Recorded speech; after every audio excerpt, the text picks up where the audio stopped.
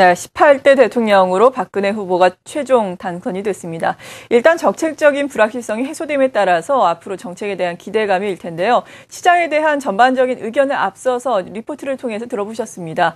물론 과거의 사례로 비춰봤을 때 첫 2년 동안 증시가 오를 가능성이 크지만 정책 수혜주라든지 여러 가지 이러한 측면에서 접근하기보다는 그냥 경기를 보는 것이 낫겠다라는 의견도 있었는데 자세한 전문가들의 의견보다 자세하게 짚어보겠습니다. 우리투자증권의 김병현 연구원 먼저 연결합니다. 안녕하세요. 네, 안녕하십니까. 네, 먼저 대선 이벤트가 종료가 됐습니다. 보통 신정권이 출범할 때에는 경기 부양책도 많이 나오기 마련인데요. 이번에는 어떻겠습니까? 이번에는 아무래도 그 정권 말기에 형성되는 정책 공백에 대한 불확실성이 향후 완화되고 새로운 정책에 대한 기대감이 점차 재형성될 것으로 이렇게 보이고는 있습니다.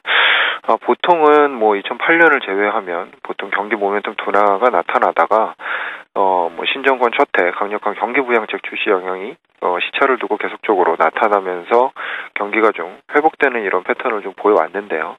물론 현재 이제 당선자 공약으로 볼 때는 어떤 이런 정책 우선순위가 경기 부양보다는 경제 민주화, 그다음에 친선 양극화 해소 등 이런 쪽으로 좀 집중이 되고 있어서 과도한 정책 기대감은 다소 좀 경계할 필요가 있다라고 좀 보고는 있습니다. 하지만 지금 현재 글로벌 경기 자체가 뚜렷한 방향성을 보이지 못하는 이런 상황에서 향후에 내수 부양책이 현재 공약보다는 좀 더 보강될 가능성이 있다라고 판단을 하고 있습니다. 네, 과도한 정책에 대한 기대감을 갖는 것은 경계를 해야 되겠지만 그래도 대선의 이 정치적인 불확실성이 해소됨에 따라서 코스피에 긍정적인 영향을 미칠 수도 있을 것 같은데요. 이런 부분은 어떻게 보십니까? 네, 보통 이제 대선 이후에 코스피 흐름을 보면 새 정부 집권에 대한 기대감이 반영되면서 대체적으로 과거 한 5년 5번에 걸친 정부의 이런 집권 변화에도 코스피는 견조한 상승 흐름이 계속되는 이런 모습이었습니다. 하지만 문제는 이제 대부분의 이제 구체적인 정책이 월말에 출범할 이런 인수위에서 마련된 후에 본격적으로 취임 이후에 시행된다는 점에서 어떤 코스피 흐름은 국내 정책 기대감보다는 해외 이슈에 좀 더 민감할 가능성이 좀 높고요. 특히 내년 2월까지는 어떤 유로존이나 중국 쪽보다는 미국 재정 절벽에 대한 이런 합의 도출 가능성, 그리고 소순환적으로 미국 경기가 다소 좀 둔화 리스크에 노출될 가능성, 이런 것들이 대선 이벤트 종료라는 것보다는 코스피의 그 해외 쪽에 이런 이슈들이 코스피 흐름을 좌우할 가능성이 좀 더 높다라고 보고 있습니다.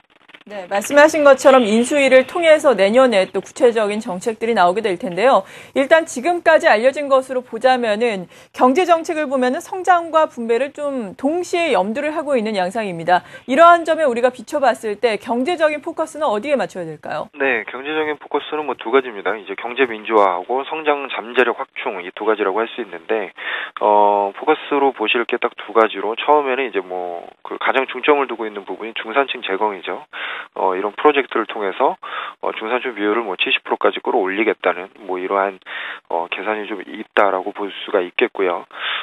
두 번째로는 성장 정책으로는 이제 창조 경제로 요약이 될 수가 있겠습니다. 과학기술 기반으로 해서 과학 IT ITC를 이제 좀 더 계속적으로 기반으로 한 일자리 창출하는 이러한 쪽으로 이제 계속 얘기가 되고 있고, 다만 이러한 정책들이 추후에 예산 범위 내에서 현실화되는 과정을 좀 지켜볼 필요가 있다라고 보고 있습니다. 네. 그리고 대선 테마주들 참 말도 많고 탈도 많았는데 앞으로 이러한 대선 테마주들 우리가 어떻게 봐야 되는지, 그리고 정책적인 수혜주들은 업종별로 어떻게 판단을 하고 계시는지 궁금한데요. 예, 앞서서 말씀드렸지만 현재까지 공약으로만 보면 인수위는 성장 동력으로 창조 경제에 따른 일자리 창출을 이제 내세우고 있습니다. 그래서 소프트밸리, 그다음에 미래창조과학부 신설, 이런 거에 따라서 결국에는 IT 및 소프트웨어 관련 업종의 수혜가 좀 예상이 된다라고 이제 볼 수가 있겠고요. 복지 및 의료 서비스 확대에 따라서 복지 관련 내수주, 그다음에 바이오 관련 업종의 수혜도 예상을 좀 해볼 수가 있겠습니다. 경제 민주화 관련해서는 사실은 뭐 기존 순환 출자에 대한 제재가 크게 없다라는 점에서 그동안 있었던 좀 규제 리스크에 대한 우리가 다소 좀 낮아질 것으로 보고 있고 어떤 탈원전에 대한 의지도 상대적으로 좀 낮다라고 말씀드릴 수가 있겠습니다.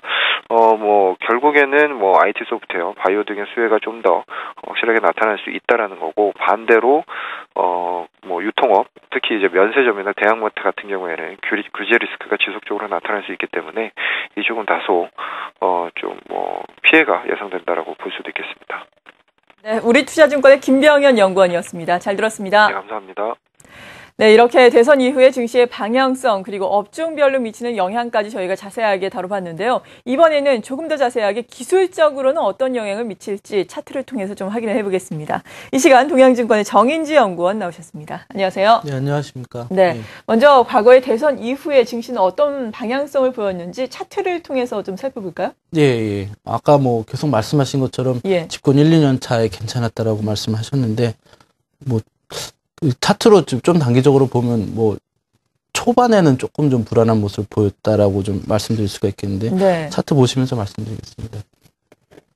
92년도에 14대 김영삼 대통령 당선했던 당시 사실은 이제 집권 초기에 제일 좋았던 때가 이때였는데 사실 이 장기적으로 보면 좋은 흐름으로 한 1, 2년 정도 진행이 되지만 그 몇 달 정도 상관을 놓고 봤을 때 또 상승하다 다시 하락하고 뭐 이런 사실 좀 불확실한 패턴을 좀 이어갔다 다소 불규칙한 패턴을 그런 걸 좀 보셔야 될 것 같고 이후에 이제 뭐 94년도에 1150포인트까지 상승합니다. 97년도 같은 경우는 IMF 때였죠. IMF 구제금융 직후에 대통령이 당선되셔가지고 그 불확실성 해소를 일단 반등했지만 99년도 경기 회복 시까지 98년도에 이런 좀 암울한 과정을 좀 거쳤었고요.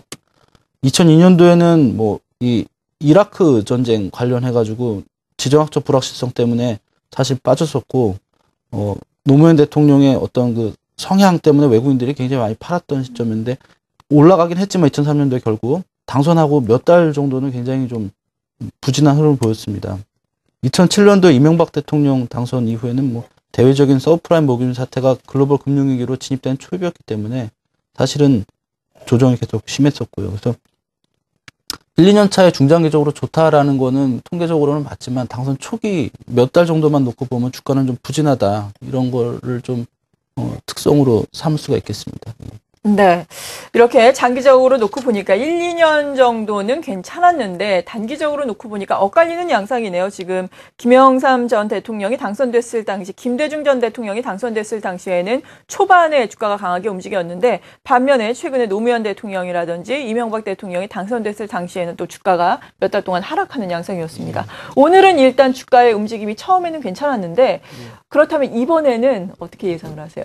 이번에는 뭐 사실 아까도 계속 말씀하셨지만 정책 대선 그 자체보다도 전반적인 어떤 시장의 상황이라는 게 좀 중요한 변수가 될 것 같은데 이번에는 저는 뭐 이렇게 나쁘게 보지는 않습니다. 나쁘게 보지는 않고요. 차트 보시면서 자세히 말씀드리겠습니다. 제가 매번 이 시간에 나와서 이제 말씀드렸던 게 주봉상 차트가 중요하다. 첫째고 주봉상으로 이평선들이 작년 8월달 이후로 계속 지금 횡보를 하면서 완전히 모인 상태입니다. 모인 상태에서 이 60주 이평선을 이탈하는 폭이 점점 작아지고 있고요. 이 위로 돌파하려는 시도가 지금 나오고 있는 상황에서 일단 뭐 한두 달 정도로 놓고 보면 모르겠지만 5, 6개월 정도로 놓고 보면 굉장히 강한 상승을 기대할 수 있겠고요. 단기적으로 봤을 때는 좀 고점대일 가능성이 높아 보입니다. 여기. 일단은 이 구조 자체가 장기 상승을 할 수 있는 구조는 아직 아닌 상황이고요. 단기적으로만 굉장히 강하게 올라왔는데 전고점 부근에 도달했고 그래서 제가 생각하는 시나리오는 뭐 많이 가면 2050, 작게 가면 뭐 지금이 고점대일 수도 있고요. 그래서 조정받고 1930, 40 정도까지 갔다가 이 좀 등락을 거듭하면서 점차로 이렇게 상승 국면으로 진행되지 않겠냐. 그래서 뭐 이건 대선과 관련 없는 건 아니겠지만 대선 때문이라기보다는 그냥 시장의 흐름으로 봤을 때 어떤 한 달 정도의 조정 그리고 그 이후로 중기 이상의 강한 상승 그 정도로 지금 저는 그림을 그리고 있습니다. 네, 업종별로 보자면 어떻겠습니까? 업종별로도 비슷한 양상인데요. 전기전자 업종 같은 경우 최근 굉장히 강하게 올라왔지만 채널 상단선 부근에 도달했었고요. 조정 없이 올라온 상태에서 단기 평선들이 조금씩 이렇게 위협받는 모습 보이고 있어서 아직까지 뭐 단기 추세 꺾였다라고 볼 수는 없지만 조정이 나오면 조금 깊어질 수 있는 모습이고요. 화학업종 같은 경우도 굉장히 강하게 올라가고 있지만 보시다시피 아직까지는 그냥 중기적인 어떤 중장기 횡보 국면에서의 박스권 상단을 향한 상승이라고 보고 있고요. 뭐 박스권 상단선 부근에 도달하면 당연히 좀 조정 예상이 되고, 운송장비 업종은 최근 강하게 반등하면서 이탈된 이전 저점대, 7월 저점대였죠. 2,600포인트 정도 저항대 도달한 상황이기 때문에 조정이 예상되고 있고, 금융업종도 415포인트 박스 상단선 저항대 도달해서 추가 상승하더라도 쉽지는 않겠다 이렇게 생각이 되고 있고요. 그래서 전반적으로 좀 부진했던 업종들은 바닥 다지기 과정을 좀 거쳐야 되지 않냐 보이고, 강했던 전기전자 업종은 단기 급등에 대한 부담을 좀 해소해야 된다. 그렇게 보면 지수는 지금 2000포인트대에서는 단기적으로 좀 조정받고, 조정이 하면서 저점이 좀 높아지는 모습, 그러니까 60일 평선 정도에서 확실하게 지지받는 모습이 나타나면 장기 상승 추세가 그때쯤 시작될 수 있을 거다. 그래서 일단은 조정에 좀 무게를 두고 있고요.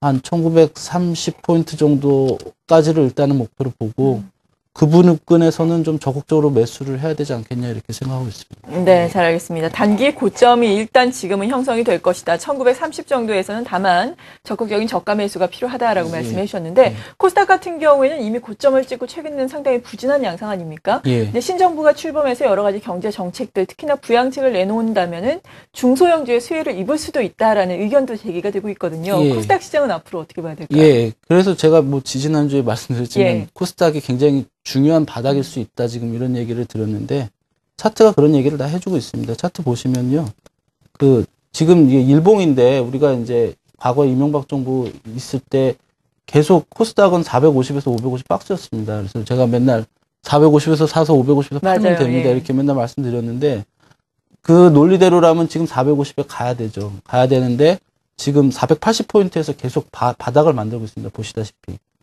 채널을 형성했으면 상단을 찍었으면 하단까지 가야 되는 상황에서 안 빠지고 이렇게 중간에 쭉 버티고 있다는 얘기는 하락 채널 돌파할 가능성이 있다는 얘기고요. 그렇게 보면 중장기적으로 봤을 때 450, 550 박스의 변화가 이제 예상이 되고, 만약 여기서 상승에 성공해서 하락 추세선을 돌파를 하면 그 다음에 550포인트 돌파를 기대할 수가 있거든요. 그래서 물론 이제 요 480포인트가 지지되지 못하고 무너지면 어떻게 되냐, 그러면 바로 450포인트가 보입니다. 그래서 여기까지 또 하락할 수는 있겠지만, 일단 480포인트가 안 깨지고 버텨주면 시장은 뭐 단기적으로 계속 이게 바로 빠르게 상승한다 이런 얘기를 하기는 어렵겠지만, 어쨌든 중장기 저점대를 만드는 과정이 될 수도 있다. 근데 만약에 480포인트가 무너지면 다시 450 부분까지 갈 수 있다는 점도 염두에 두셔야 될 것 같습니다.